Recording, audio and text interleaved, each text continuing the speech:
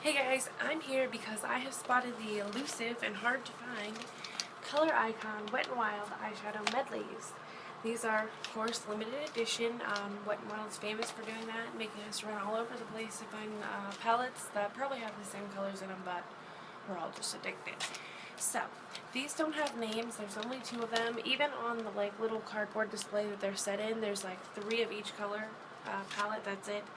And it even says on the sign, get them now, they're limited edition, get them before you can't.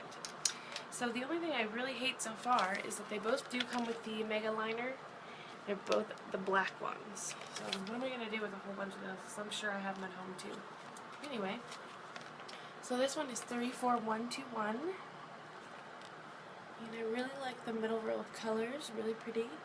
I like that dark navy blue because they say if you line your eyes with a dark navy blue, it makes the whites of your eyes look whiter and it brings out the color of your iris. And this one is in 34120. I've seen other reviews on these and I agree that these, the colors, the combinations are kind of funky, but if they're the quality that Wet n Wild usually produces, they're worth collecting. So I'm going to open one up. Sorry. Of course, these are $4.99. That's the typical going rate for their palettes. Wow.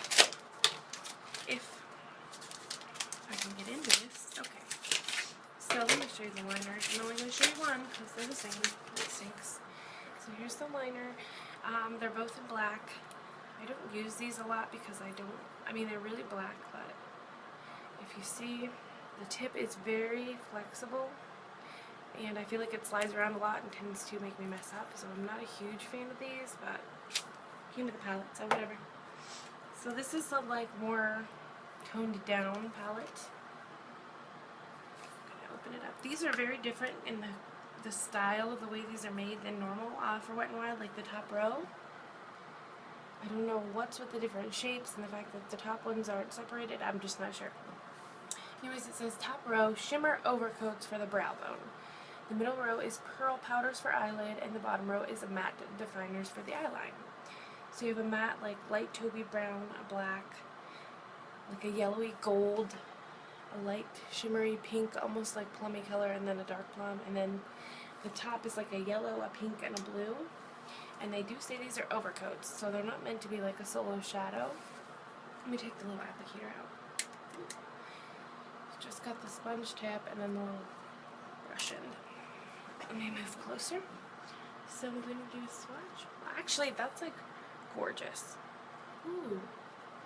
Super buttery. This one's a little less opaque, but wow. I'm sorry, these are gorgeous. I probably really would, they're pretty shimmery for the brow bone, but I just think these could be really, oh wow, pretty. Wow. So yeah, overcoat my butt, that's crazy. So let's start with the pearl ones. I do see some chunky glitter in this first one here. Now, the middle's not as pigmented, but for Wet n Wild you can see the quality seems to be pretty typical of them, really good quality. I find that these seem to be less powdery than normal. Let's check out those mattes. Okay, so the black is not as opaque as I'd like. The brown is really pretty. Goes on really smooth. Yeah, the black's a little spotty. But there's the first palette. I'm going to be swatching the other one on my other hand, so let me give you a look. It's hard to see this top. It all looks like one color. Focus. There you go. Now you can tell. So there's the first one. Let me put my little applicator back in. I'm trying to open this second one for you. I have been looking for these. Normally I end up spotting the Wet n Wild shadows pretty quickly. I still have not found the white packaging with the flowers on them at all. I don't know if I'm going to buy them because the neutral, I have so many neutrals. It's ridiculous.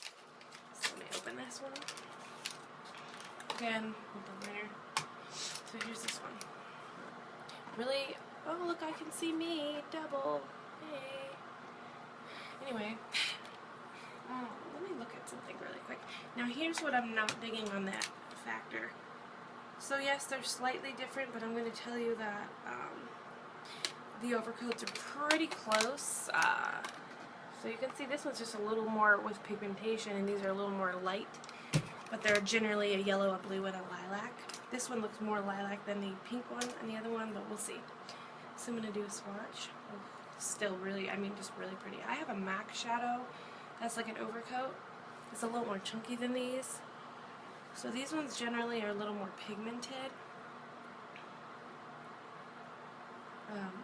These ones I see as more of an overcoat, yeah. Whoa.